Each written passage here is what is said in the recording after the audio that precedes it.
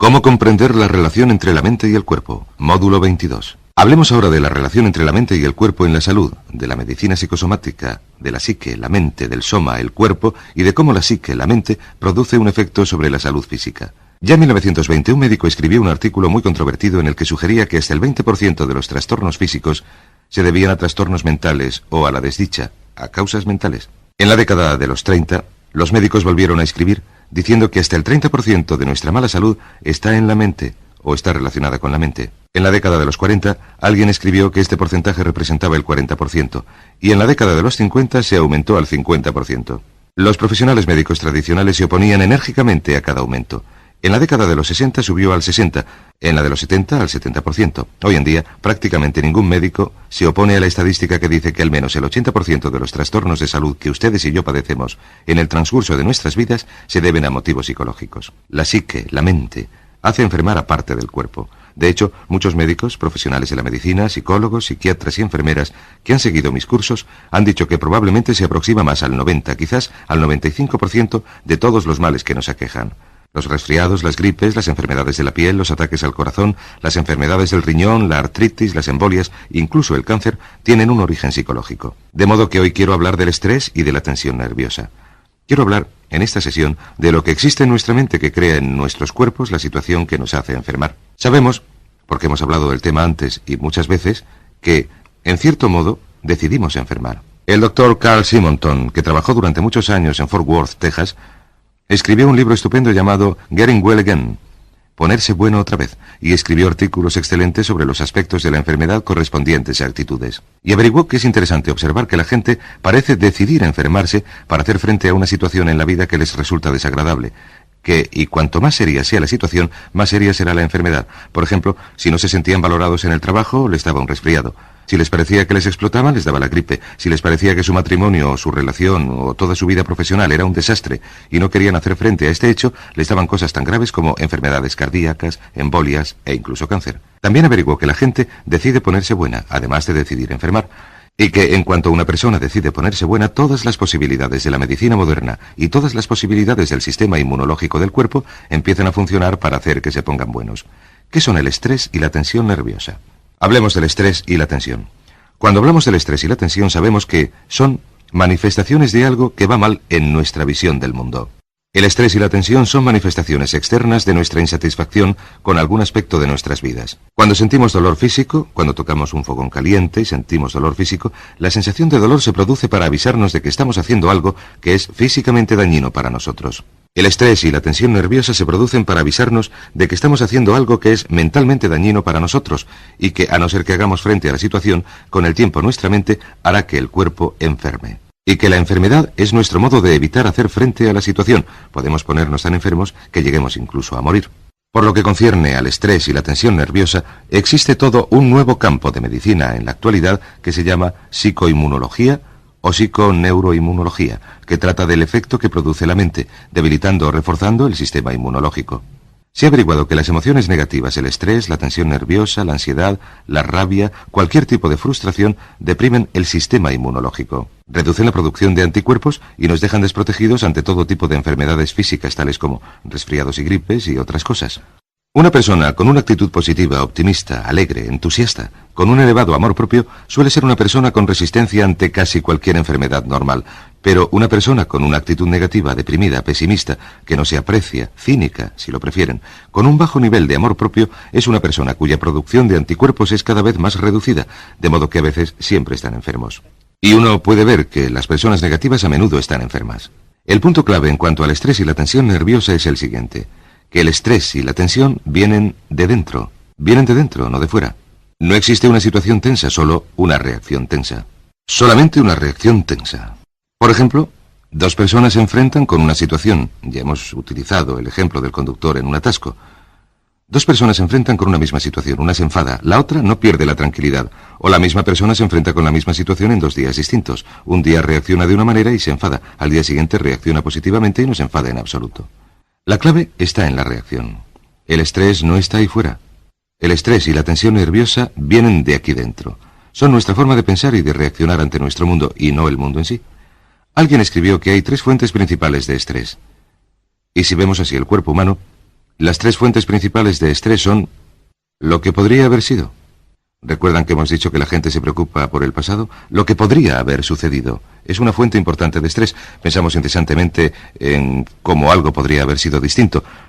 Y en el presente pensamos en lo que deberíamos hacer, lo que no deberíamos hacer, y pensamos en términos de deber hacer o tener que hacer. En cuanto al futuro pensamos en lo que podría suceder. Y estas tres cosas, lo que podía haber pasado, lo que debería ser en contraposición con lo que es y lo que podría suceder, son tres fuentes importantes de estrés en nuestras vidas. Pero siempre es nuestro modo de pensar sobre nuestro pasado, nuestro modo de pensar sobre el futuro, nuestro modo de pensar sobre el presente, en relación con la realidad, lo que produce el estrés, no el estrés en sí. Sabemos que puede decidir no ponerse enfermo. Yo he dicho esto a muchas personas en mis cursos, que uno puede decidir no volver a resfriarse nunca. Todo el mundo decide resfriarse o no resfriarse. Y lo que digo es que hay ciertas personas que se ponen muy tensas. ¿Por qué? Pues he aquí un ejemplo perfecto. ¿Por qué no se resfrían nunca las madres jóvenes? ¿Por qué las madres de niños pequeños nunca se resfrían? ¿Nunca se ponen enfermas? Porque no tienen tiempo. Si toman la decisión mental, no tengo tiempo. Son tan grandes mis responsabilidades en cuanto al cuidado de estos niños que no puedo permitirme ponerme enferma, no se pondrán enfermas. Esperan a que los niños crezcan y vayan al colegio, a tener más tiempo, o a que sus hijos crezcan y se vayan de casa y entonces vuelven a resfriarse y a coger la gripe. De modo que uno puede decidir no ponerse enfermo o no resfriarse ni coger la gripe haciendo algo muy sencillo, decidiendo ahora mismo que nunca más va a tener un resfriado o una gripe. Sencillamente decídanlo ahora mismo. Yo no voy a volver a resfriarme nunca y la próxima vez que sientan síntomas de resfriado díganse: me siento estupendamente, me siento sano, me siento feliz, me siento estupendamente, yo estoy sano, yo no estoy resfriado. ¿Y saben lo que sucederá? El resfriado se irá a casa de su vecino, que cree en los resfriados, y les dejará a ustedes en paz. Y esto es un hecho. Pues bien, hablemos. Ya hemos hablado de la relación entre el estrés y la tensión nerviosa y la energía. Hay tres fuentes principales de energía, según la enorme cantidad de trabajos realizados a principios de siglo. La primera fuente de energía es la comida. El tipo de alimentos que comemos y nuestro modo de comerlos, de combinarlos, y las vitaminas, los minerales, etc. La segunda es el aire, nuestro modo de respirar, la profundidad con que respiramos, el tipo de oxígeno que respiramos, la cantidad de ejercicio aeróbico que realizamos. La cantidad y el tipo de aire es una fuente importante de energía. Y la tercera son las impresiones. Las impresiones son el modo en que encajamos lo que nos sucede en el mundo. ¿Recuerdan que hemos hablado de una reacción tensa? Una situación puede proporcionar energía a una persona. La misma situación puede deprimir a otra. Por ejemplo, una decepción o el fracaso de un negocio o algo que fracasa de manera provisional puede hacer que una persona se deprima y se fatigue. Y puede hacer que otra se llene de energía y vuelva a estar en situación defensiva. De modo que las impresiones, nuestra manera de percibir lo que está sucediendo a nuestro alrededor, son una fuente principal de nuestra energía, ya aumente o disminuya esta. Y uno de los trabajos más importantes que he leído sobre el tema es un estudio que dice que nuestro cuerpo es una máquina que genera energía, y genera energía de distintas calidades, como una refinería de petróleo. Y el mejor ejemplo que les puedo dar es el siguiente. Imaginen que su cuerpo ingiere alimentos crudos, solamente carne, patatas, verduras, etc., y que este es el alimento básico para la energía que hace funcionar al cuerpo. Y si el cuerpo ingiere 1000 unidades de alimento, pongamos, podemos decir que 1000 calorías o 1000 unidades de alimento se pueden utilizar a nivel físico, como es el caso en la mayoría de los países del mundo, donde todo se consume para el trabajo físico y al final del día la persona está agotada, sin nada de energía, o, según la civilización avanza, según nuestra civilización avanza, si no se consume en realizar un trabajo duro físico, entonces se refina más aún y va subiendo por la cadena de la energía y se convierte en energía emocional. Y se necesitan 1000 unidades de energía física para generar 100 unidades de energía emocional.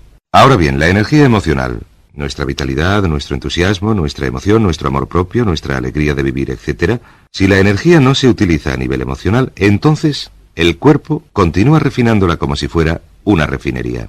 Imaginen que el nivel físico es el petróleo crudo. Se ingieren en crudo la carne y las patatas. El petróleo crudo en la refinería se refina y se convierte en el tipo de petróleo que se usa para el coche. Si no se consume allí, la refinería lo refina más aún, convirtiéndolo en lo que se llama energía mental. La energía mental es la energía que utilizamos para pensar. Todo esto no se puede demostrar a nivel científico, solo se puede a nivel intuitivo, haciendo referencia a la experiencia propia. Esto sería el equivalente de la gasolina. El petróleo refinado se refina más aún, pero se necesitan 1000 unidades de crudo para obtener 100 unidades de petróleo refinado, para obtener 10 unidades de gasolina. Y si no se consume a nivel mental, entonces se convierte en una unidad de lo que se conoce como energía psíquica, que a menudo se conoce también como energía creadora. Y esto es el equivalente, digamos, del gas para encendedores, una forma muy refinada de energía. ¿Qué sucede ahora? Pues bien, sabemos que si dedicamos mucha energía a un deporte o a trabajar en el jardín o a hacer cualquier cosa, al terminar el día estamos agotados. ¿No se han sentido nunca tan cansados al acabar el día que no quieren discutir, no quieren tomar una decisión, no quieren hacer nada? ¿Sencillamente están físicamente agotados y se han quedado vacíos de energía? Pues esto se debe a que han utilizado toda su energía a nivel físico. Sin embargo, hoy en día, en la mayoría de nuestras profesiones o trabajos, no quemamos toda nuestra energía a nivel físico, de modo que asciende al nivel emocional. Cuando disponemos de energía emocional le buscamos una salida, y nuestra salida casi siempre consiste en nuestras relaciones. Podrían ser otras cosas, pero casi siempre son nuestras relaciones. Averiguamos algo interesante, y es que las emociones positivas, si es que nuestras emociones lo son, el entusiasmo, la alegría, la felicidad, la emoción, que quemamos muy poco de esta energía y la energía se refina convirtiéndose en energía mental. Si nuestro mundo mental es positivo, si nos dedicamos a proyectos positivos, nos dedicamos a proyectos interesantes que constituyen un reto para nosotros, desarrollamos esta energía que, una vez más, siendo positiva, avanza y se convierte en energía psíquica. Y la energía psíquica es la energía de la creación que nos hace tener ideas e inspiraciones y entusiasmo y nos hace estar motivados, etc. Sin embargo, el mayor problema, y esta es la clave, es que la mayoría de la gente quema su energía a este nivel, al nivel emocional. No la utilizan a nivel físico porque no trabajan lo suficiente, pero a nivel emocional la agotan toda, de modo que les queda muy poca energía a nivel mental y casi nada a nivel psíquico. Y como ya hemos dicho, somos una mente dentro de un cuerpo que la transporta. Todo lo que ustedes son o serán jamás será un resultado del modo en que utilicen su mente.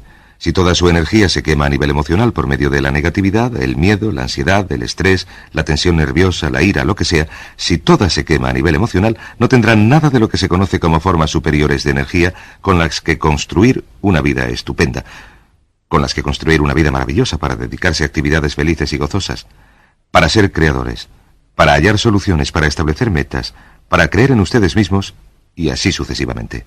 El motivo por el que menos del 5% de la población desarrolla plenamente sus posibilidades en cualquier generación se debe a que la mayoría se preocupa al 100% de lo que se conoce como la expresión de emociones negativas, y esta es la clave. La expresión de las emociones negativas es la que quema toda nuestra energía a niveles inferiores. De modo que a niveles superiores no disponemos de ninguna energía con la que desarrollar nuestras posibilidades. Ya hemos dicho que una actitud mental positiva es esencial para el éxito, que el 85% de lo que nos sucede va a estar determinado por las actitudes, que el 85% de nuestro éxito está enlazado con la calidad de nuestras acciones internas y de nuestras relaciones con los demás. En otras palabras, el 85% de su éxito en la vida está relacionado con las emociones positivas. Sin embargo, si queman toda su energía emocional a este nivel, en la expresión de emociones negativas, hablando con los demás o con ustedes mismos de cosas negativas, pensando en cosas negativas, comentando cosas negativas, criticando, condenando, quejándose, etc. Si hacen esto, lo que sucede es que no les queda energía para subir hasta aquí. Y aquí es donde está la gran alegría, la gran felicidad, el gran éxito en la vida. De modo que, ¿cuál es la solución? La solución para unos niveles elevados de energía, felicidad, paz interior, relaciones amorosas, longevidad, es eliminar la expresión de las emociones negativas. Eliminen la expresión de las emociones negativas. Esta es una de las lecciones más importantes que he aprendido en todos mis años y decenas de miles de horas de estudio. Eliminar la expresión de las emociones negativas. Este es el punto de partida para todo crecimiento personal. De hecho, antes dijimos, al hablar de la psicología de la responsabilidad, que la eliminación de las emociones negativas es obligatoria, no optativa. La eliminación de la expresión de emociones negativas es el punto de partida para aniquilarlas. Si no expresan emociones negativas, si no las discuten, si no se involucran en una conversación negativa o en pensamientos negativos, lo que sucede es que mueren. Debido a la ley de la concentración, si no se centran en una emoción negativa en un periodo de tiempo, ésta pierde su fuerza y su efecto y muere para usted. Toda la energía negativa que se hubiera agotado en pensar en ella está a su disposición para hacer cosas productivas. Sabemos, y hablaremos de esto más adelante, que un ataque de ira, 5 minutos de ira incontrolada, pueden agotar la energía emocional de un día en 5 minutos. A esto se debe que la gente que siempre está enfadada rara vez produzca algo constructivo. De modo que empezamos por eliminar la expresión de las emociones negativas. ¿Y cómo lo logramos? Utilizamos algunas de las leyes que conocemos. La primera, y naturalmente la más importante, es la ley de la sustitución. La ley de la sustitución significa que encontramos otras cosas que decir. Recuerden, la mente no es un vacío, nos concentramos. Utilizamos la autodisciplina para llevar nuestra mente a algo positivo y centrar nuestra mente en algo positivo. Es como cambiar la dirección de una luz. Al centrar nuestra mente en algo positivo, no podemos pensar al mismo tiempo en lo que nos preocupa. También sabemos que si nos ocupamos en hacer algo constructivo, la acción en sí, puesto que requiere nuestra participación mental y física, elimina la emoción negativa. No estamos hablando de reprimir. Hay gente que dice que se deberían reprimir estas emociones. ¿Se deberían reprimir? Quiero decir, si uno se siente así, ¿debería hacerlas desaparecer bajo la superficie? En absoluto. Hay motivos para no expresarlas. Hay motivos para no ser negativos en principio. Hay motivos para no expresar emociones negativas. Ahora bien, ¿cuáles son algunos de estos motivos? Algunos de los más sencillos son, soy responsable. Cuando uno dice soy responsable, resulta muy difícil culpar a los demás. Recuerden que hemos dicho que casi todas nuestras emociones negativas surgen de nuestra tendencia a culpar a alguien o algo de algún aspecto de nuestras vidas que no nos satisface. Cuando uno dice yo soy responsable, soy responsable, soy responsable, soy responsable, cuando lo repetimos una y otra vez, nuestra tendencia a ser negativos disminuye. Nuestra tendencia a ser positivos aumenta. Cuanto más utilicemos la ley de la sustitución diciendo yo soy responsable, más se debilitan nuestras emociones negativas. Y con el tiempo, se puede llegar a un punto en el que las emociones negativas ejercen una influencia minúscula o menor sobre nuestra vida. Es como si tuviéramos algo entre un 0% de emociones negativas y un 100% de emociones negativas. De hecho, una de las características de una personalidad sana es que se corresponde a una persona que está a este extremo de la escala. Ahora bien, todos estamos en algún punto de esta escala, moviéndonos en una u otra dirección. La pregunta que debemos hacernos es ¿qué porcentaje de nuestra conversación con nosotros mismos, qué porcentaje de nuestra conversación con los demás, qué porcentaje de nuestros pensamientos son negativos y destructivos y desvalorizadores? ¿Qué porcentaje son positivos, constructivos, edificantes?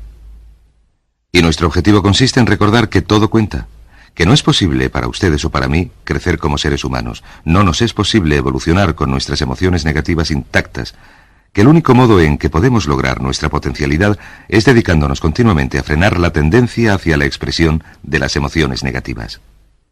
Muy importante llamada la ley del hábito.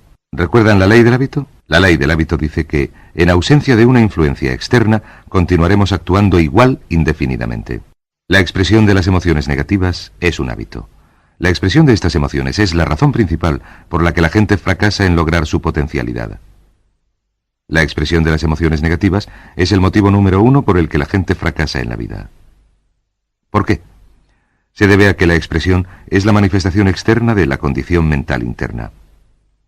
Según expresemos emociones negativas, y a veces las suprimimos o las reprimimos o las encerramos en nuestro interior, según suprimamos o reprimamos las emociones negativas o las exprimamos de manera externa, producen exactamente el mismo efecto. ¿Recuerdan que hemos hablado de la ley de la expresión? La ley de la expresión dice que todo lo que se imprime, se exprime. Esto significa que lo que imprimamos en la mente subconsciente, por medio de imágenes, de palabras, de lo que leemos, se exprime en nuestra realidad en el sentido de que se manifiesta y se convierte en parte de nuestro mundo físico. Pero también hemos hablado de la ley de la inversión. Recuerden que la ley de la inversión dice que, al igual que el estado objetivo crea el estado subjetivo, en otras palabras, que el logro de la meta nos produce la sensación de ser triunfadores, también la sensación de ser triunfadores nos permite lograr la meta. La ley de la inversión dice que todo lo que se exprime, se imprime. Así que lo que esté diciéndose a sí mismo a los demás, lo está imprimiendo en su mente subconsciente y se expresará de manera simultánea como parte de su realidad. ¿Comprenden? Yo he dedicado como 1000 horas a estudiar este asunto para comprenderlo bien, y he mirado a mi alrededor, y he viajado por todo el mundo, he mirado a mi alrededor y he observado a la gente que es infeliz y lucha y no triunfa, y he intentado averiguar a qué se debía. Y finalmente he llegado a darme cuenta por medio de esta lectura de que esta era la respuesta. Que la mayoría de la gente dedica la mayor parte de su tiempo a la expresión de emociones negativas, pensamientos negativos, ideas negativas, opiniones negativas, críticas negativas, desvalorizaciones. A partir de la primera infancia, esto conduce a sentimientos de culpa, de inutilidad, a un amor propio reducido, al miedo al fracaso, al rechazo, al miedo a las pérdidas, al miedo a la carencia, al miedo a la limitación, al miedo a la mala salud, etc. La expresión de las emociones negativas es la clave para la comprensión del éxito y del fracaso. De modo que cuando ya lo hemos hecho muchas veces, cuando hablamos de la importancia de una actitud positiva, a veces la gente me dice, cuando charlamos del tema que estamos comentando, bueno, eso no es más que pensamiento positivo. Lo único que usted hace es pensar positivamente. Yo contesto, sí, pero el pensamiento positivo es igual a la salud mental. El pensamiento negativo es igual a la enfermedad mental. Cuando hablábamos de reprogramar la mente para el éxito, hablábamos de programas informáticos para el cerebro. Hablábamos de la importancia del grupo de referencia. El grupo de referencia son las personas con quienes uno se relaciona.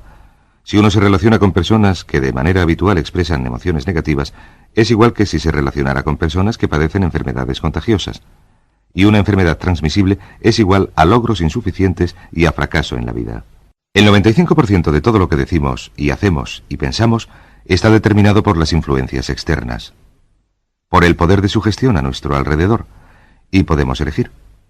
Saben que tienen la capacidad de hacer algo grande, de hacer algo maravilloso con su vida. Saben que tienen la capacidad de hacer mucho más de lo que han hecho nunca. Saben que tienen capacidad para ganar más, para ser más felices, para lograr más, para obtener más serenidad y satisfacción de la vida de las que nunca han tenido.